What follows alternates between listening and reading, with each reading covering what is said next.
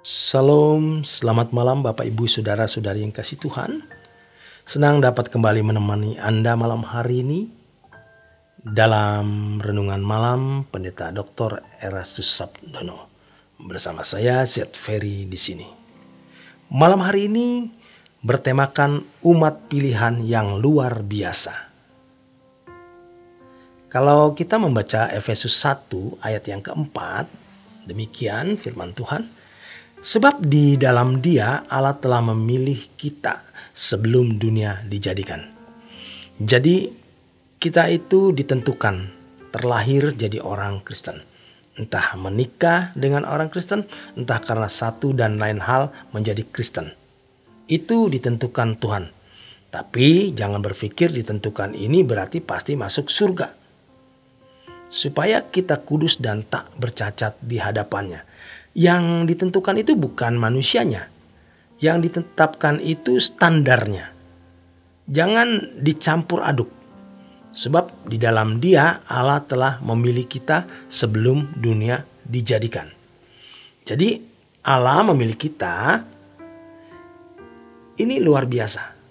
Dari sekian miliar manusia yang hidup sejak Adam sampai manusia terakhir nanti, tidak kebetulan. You are the chosen people. Kita adalah orang terpilih. Ayo kita kembali memandang kata anak Allah dengan kacamata yang original. Kacamata asli. Kacamata yang benar. Yesus anak Allah. Itu jelas, kita anak Allah. Sudah jelas. Belum? Allah semesta alam yang menciptakan langit dan bumi, yang menyebut diri sebagai Allah Abraham, Ishak dan Yakub, yang juga memperkenalkan diri sebagai Allah Israel, yang Alkitab sebut sebagai Yahweh Elohim, artinya Allah, Allah Yahweh. Berkenan menjadi Bapa bagi kita. Luar biasa. Kita diadopsi secara legal oleh seorang bangsawan saja sudah luar biasa. Kita diadopsi oleh Allah secara legal, secara de jure, secara hukum legal. Karena Yesus mati di kayu salib menebus dosa kita. Sungguh luar biasa. Sebenarnya Yesus mati menebus semua orang. Artinya bahwa dosa manusia dari Adam sampai manusia terakhir dipikul oleh Tuhan Yesus. Itulah sebabnya orang di luar Kristen pun dihakimi. Dalam Roma 2 ayat 12 sampai dengan 16, mereka dihakimi menurut perbuatan. Tentu mereka yang mengasihi sesama diri sendiri, yang kepada mereka Tuhan berkata, ketika aku lapar, kau berikan aku makan. Ketika aku haus, kau berikan aku minum. Ketika aku bertelanjang, kau memberi aku pakaian. Di dunia ini ada orang-orang seperti ini. Dan mereka bisa masuk dunia akan datang. Tapi bukan umat pilihan seperti kita. Kalau kita umat pilihan. Mengenal Allah yang benar. Sehingga berlaku kasihilah Tuhan Allahmu dengan segenap hati, segenap jiwa, segenap akal budi dan kekuatan. Kita bukan hanya ditebus oleh darah Yesus. Kita bukan hanya tahu Yesus mati untuk kita. Tapi kita juga tahu apa maksud penebusan itu. Orang di luar orang percaya, orang di luar umat pilihan, mereka tidak tahu dan tidak mengerti.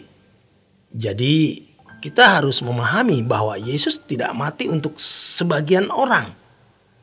Itulah sebabnya Yohanes berkata, Dialah anak domba Allah yang mengangkut dosa dunia, bukan sebagian dosa dunia.